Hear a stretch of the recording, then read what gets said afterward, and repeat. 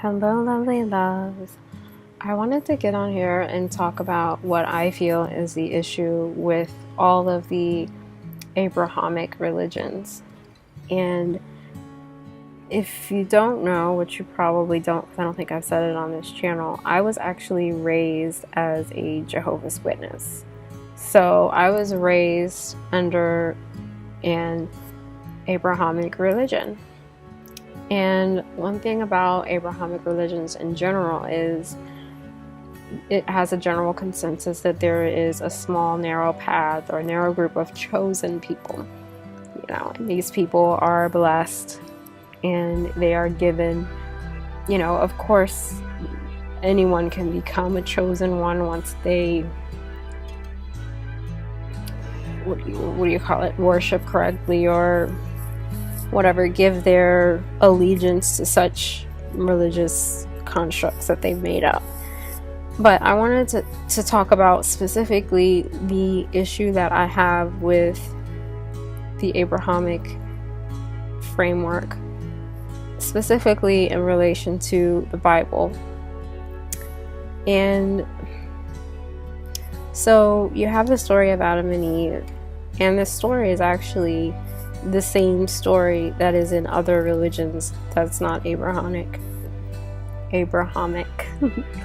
So it may be there's similar ones in Egypt, there's similar ones in Asia,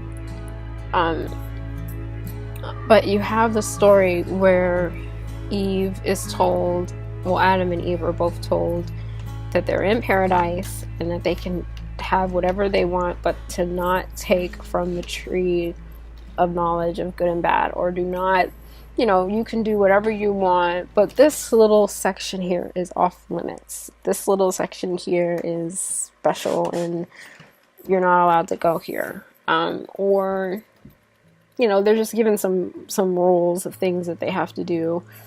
Don't mess up anything while I'm gone, or don't do this or don't do that. And so, of course, being children, what do you do as a parent? If you tell your child, don't go in the cookie jar, most likely your child is going to find a way to get into that cookie jar.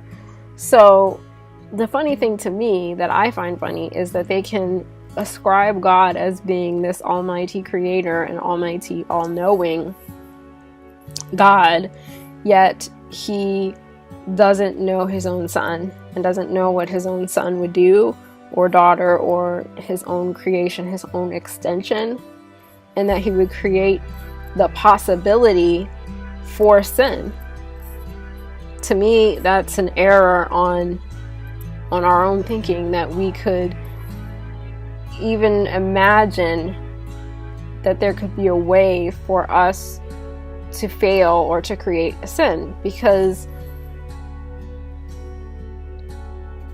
if I were to leave my child in a room by his or herself for an extended period of time,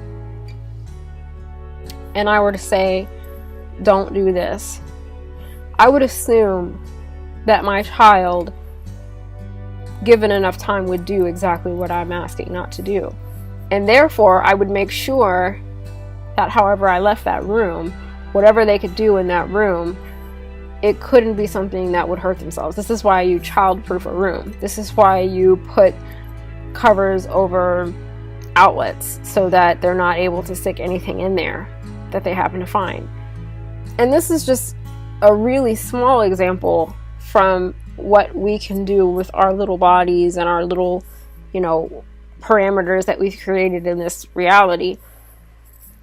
But even in this example, it is obvious that we would not say to the child, don't go in the cookie jar. And then, of course, the child goes in the cookie jar. And then we come home and say, okay, now you're damned for life. That's it. You're done. I'm completely abandoning you as my child. And now I have to have another child to come and fix this because you've just totally ruined it and it's over. And that's kind of what we're saying is happening with God when you follow the Abrahamic religions, because they're set up where God has Adam and Eve. He puts them in paradise. He says everything's all good. Do what you like, fill the earth, be merry. Oh, but don't do this. And then when you do this, oh, well, now you're damned. Oh, and she's really damned. She's going to have pain now when she has a baby because she's super damned for what she did.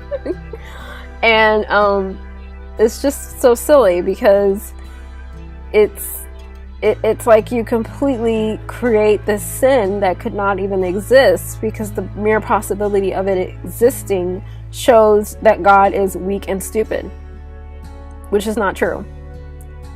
But if you want to believe that he's weak and stupid, what you're really believing is that you are weak and stupid, because what you're doing is you're ascribing your own personal traits that you've taken on for yourself, and then you're now putting it onto God. That's why God can be jealous. That's why God can be vengeful. Because in actuality, God is none of these things. He's none of these personality traits that you want to ascribe to him.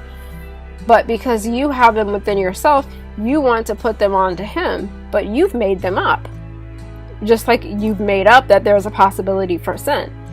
And because we have created the construct and the possibility for sin, it is real to us, because one thing that we do have is we have the power that God has, because he extended himself fully to us.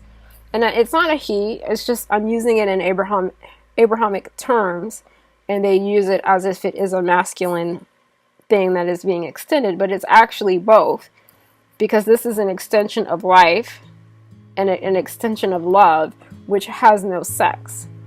But because we've fragmented it out, we fragmented it into where we're able to assimilate it into our reality through terms like male and female. So my point is that it's silly to think that God would be dumb enough to place his child in a position where failure is possible. And a lot of people will say, well, this is to build character, and this is a patriarchal type of thing, because in actuality you don't put your child through pain for no reason other than you feel like they need to do it. That's just a very cruel thing to do, and it's something that only a cruel mind would come up with as a means of teaching.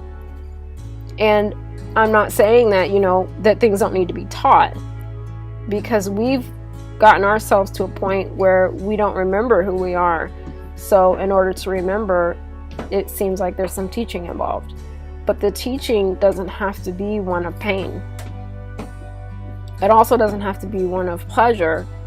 But of the two, which would you choose? Because they're actually the same. They're just different sides of the coin. So I guess my point is just that you have to just get past the whole mindset of God having attributes of a human, and even you having those attributes ultimately, because it's like the car that you're in right now, and it may be red and it may make this noise when it turns, but you know that it's not you, but you still care for it and you still take care of it and keep it up. That's pretty much how we are.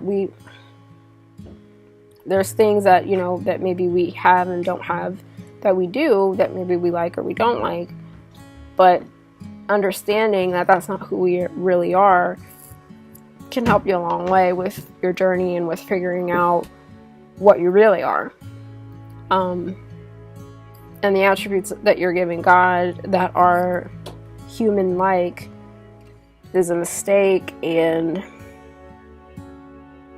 I just think it's laughable that all of these religions buy into God having to sacrifice.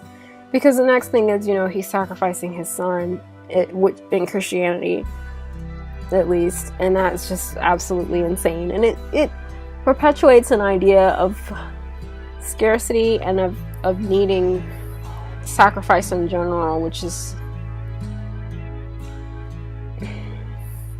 the opposite of abundance. But yeah, I just wanted to get that out there, and maybe I'll do another video on Jehovah's Witnesses more, on Jehovah's Witnesses, or my experience with them. I don't know. But anyhow, later, loves. Bye.